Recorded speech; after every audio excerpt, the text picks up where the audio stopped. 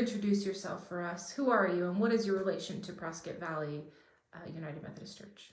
Well, my name's Jeannie Ward, and I've been a member here since 1995, with some time away at one point, about 8 years, but I was still in the area, in the state.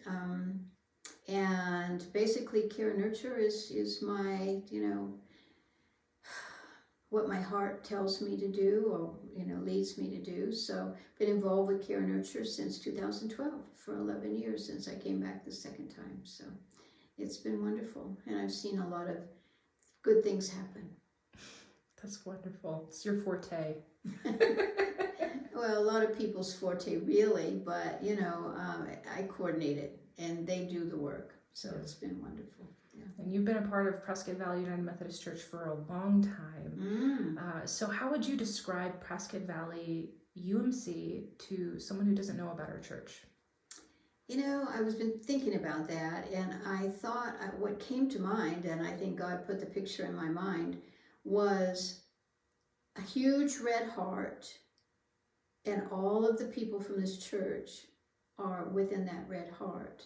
They are so hospitable, so caring, so generous, and they show so much compassion.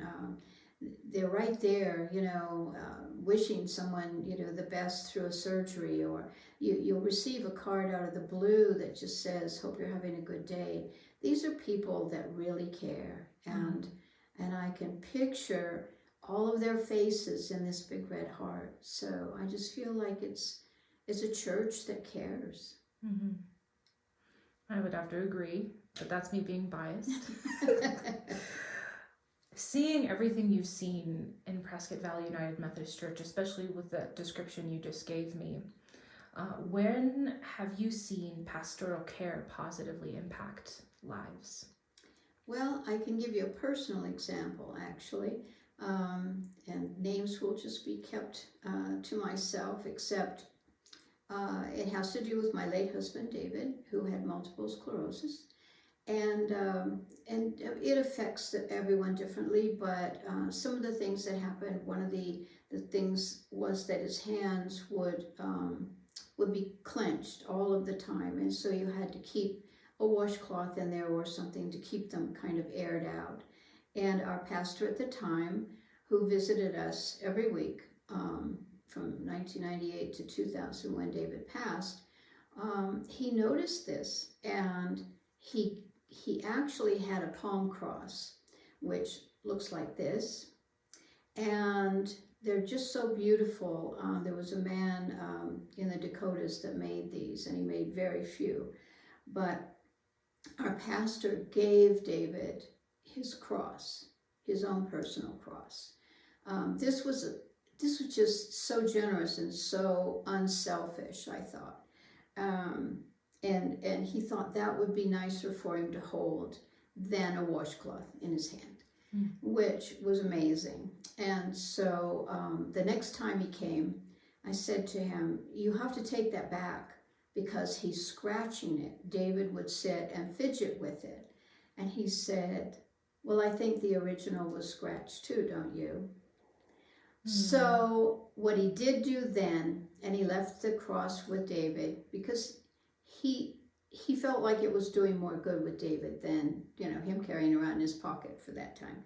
But he did actually go to Cokesbury and buy him another one, and this is the one that our pastor at the time bought for David, and now it's mine. And it's number 151 that the man made, and out of 2,000 that he made.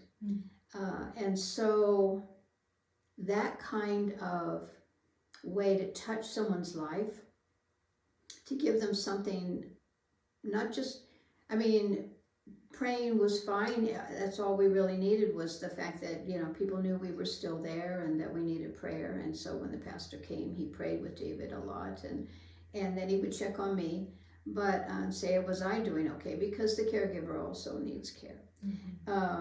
But it was just the fact that he was willing to give his own cross to David, even though it could get damaged.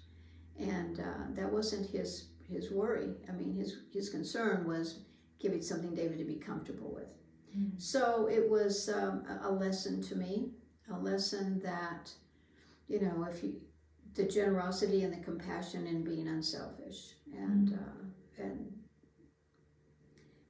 you don't even have to be an ordained pastor. I mean, we who are laity can still do that. It's a pastoral act. Not that we're all going to, you know, hand somebody a cross, but we can be there for them, and we can have things for them we could suggest things that might make their lives easier, but to let them know that we care. Yeah. Changes the lives of the person receiving, but also the person giving. Yes, very definitely. I believe that pastor felt good about that, you know, and it wasn't to pat himself on the back, that's for sure, because he's very unselfish. It was just that he thought that this would be nicer and more meaningful than having a washcloth in his hand. And it truly was. Look at us, we're gonna get all emotional. It's Yeah, beautiful. I really am thankful for all the blessings in our life during that time. Thank you so much for sharing, Jeannie. Thank you. For being vulnerable and being willing to do this. Your work here makes a difference too. So well, I'm supported by a lot of good people. So, like I said, I try to just coordinate, but yeah, it is important. There's just so much we can do. Thank you, Jeannie. Thank you. My pleasure.